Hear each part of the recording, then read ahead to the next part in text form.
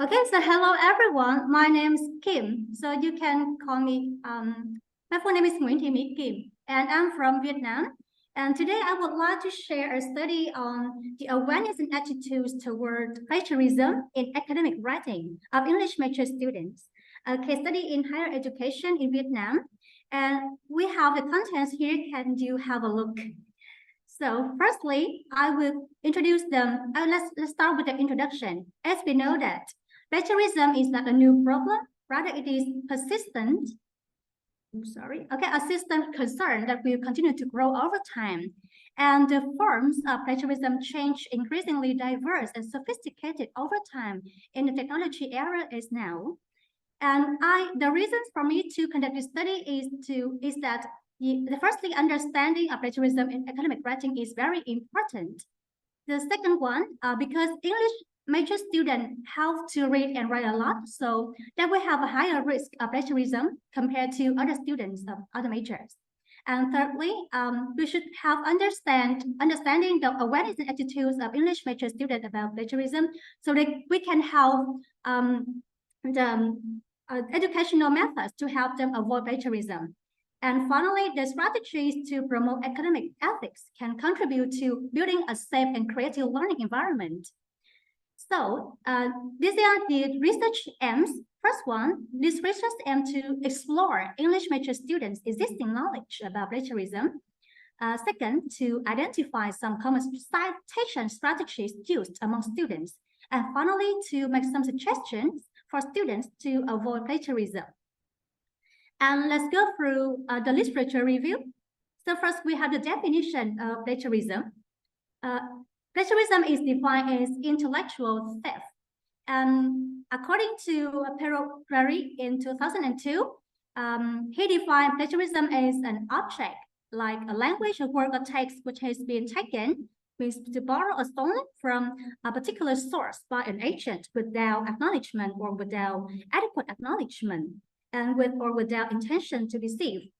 And according to other researchers, we can categorize plagiarism into some types, like copy and paste, or we say word by word plagiarism.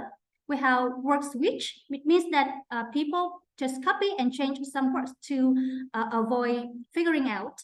We have style plagiarism, metaphor plagiarism, ideal, and finally, we have failed to cite. It means that they don't want to plagiarize, but they fail to cite, so they are assumed like a plagiarist.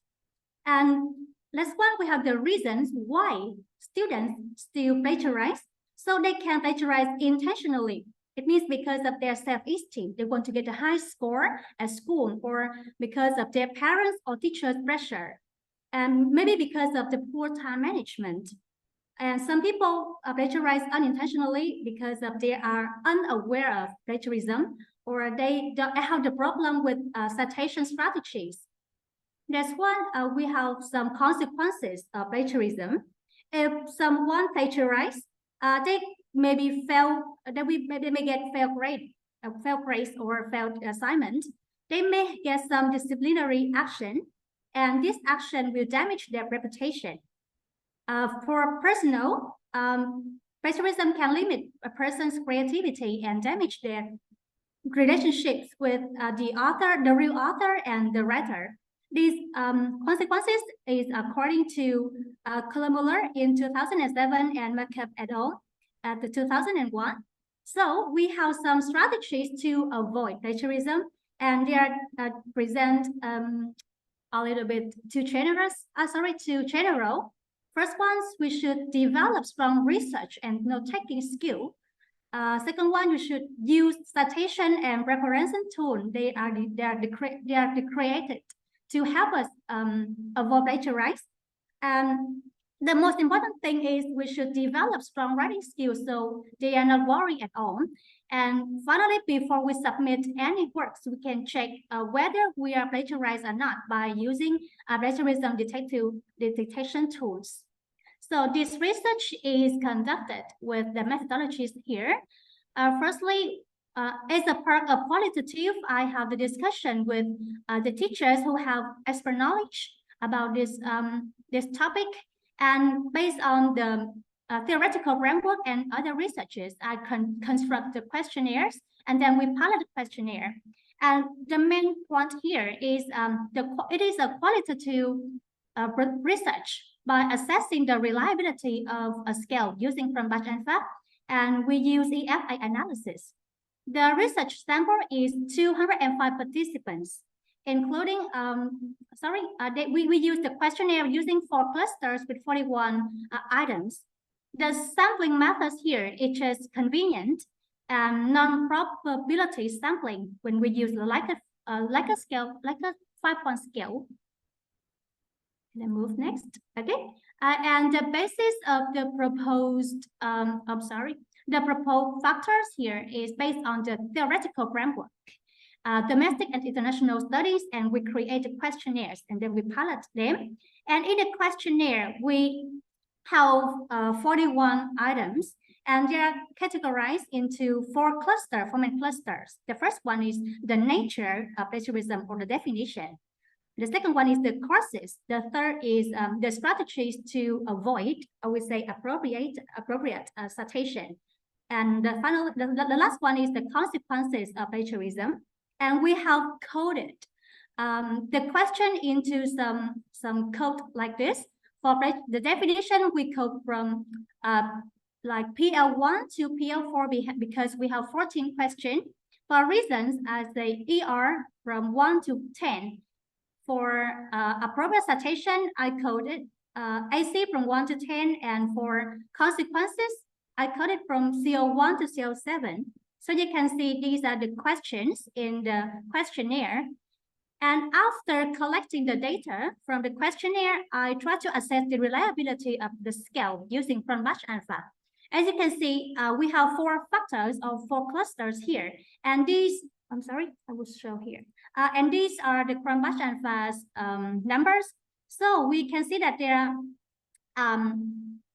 lower than, lower than 0.95. So, and now we can figure out some reliable items to conduct a deeper test, and not reliable that we should remove to ensure the quality of this research. So in conclusion, we have 34 items were included in the EFA analysis. And next one, we have the EFA analysis result. And let's have a look at the table. Can we see that the KMO is larger than 0.6 and the SIG is less than 5%? Next one, we have HF value is larger than 1, and we have the accumulative larger than 50%. So we can conclude that these 4 factors explain over 69% of students' awareness of plagiarism. So this questionnaire is quite reliable for this research. Now let's have a look at the next table for the rotated component matrix. We can see that there are 4 clusters, and they are divided into 4 groups clearly. So we can say that 4 clusters are independent with 34 items. Okay, and these are the result and discussion. First of all, I analyzed the attitude, the awareness and attitude toward plagiarism on the definition. As we can see from here, these are the item and the mean. And according to research from here and other authors, we can see that if a mean ranging from 341 to 4.20, you can see here, this is the minimum 3.61 and the highest is 3.92. So we can show that students have a clear understanding of what plagiarism is. And based on each question, if we want to enhance students' awareness or knowledge on plagiarism, we also offer some solutions to help enhance students' awareness on the definition. Okay, now let's have a look here. We should educating students about plagiarism. We can teach them, or we can introduce some tools, some websites to help them check, and many other things you can see. And for the second result, I have the result for the reasons of plagiarism, and the numbers show that ranging from 341 and 420 indicated students perceive the reasons for plagiarism. Okay. For appropriate citation or strategies to avoid plagiarism, we have this score ranging here from 261. It's larger than 261 and higher than and less than 3.4 indicates that student may not use or be unaware of this citation skill. So we need to teach them or offer some materials to help students know more about how to cite and avoid plagiarism. And finally, for the consequences of plagiarism, we can see that the mean score is very high. So we can conclude that the students have a very clear perception of the serious consequences that students will face if they plagiarize. And we offer some solutions here. All right. And this study also conduct another test to identify whether there is a difference between awareness of male and female students. As we can see, there's here. Okay, for male is less than 5%, and another test we can see that less than 5% too. So we can conclude that there is a difference in plagiarism perception between males and females. Another test is also conducted for groups of students. So I divide freshmen and sophomore into one group, junior and senior into one group to identify whether there is difference between a new student and have learned a long time student. So we can see the result here. Significant is less than 5%. So it's also there is a difference between the perception between students group or between the courses. Okay, so this study still has some limitations. And we can see that the sample size is quite small, so it resulting a limited representativeness. The factors examined in the study only account for over 69%. So we still have room for factors affect students' perception. And the scope of study is still narrow. And during the research, there may still have some shortcomings in the research process. So we, based on limitation, we can have some more plans or something like to improve and to make some further research on this problem. Okay. Okay, and these are the references of this study. So thank you for your time and thanks for listening.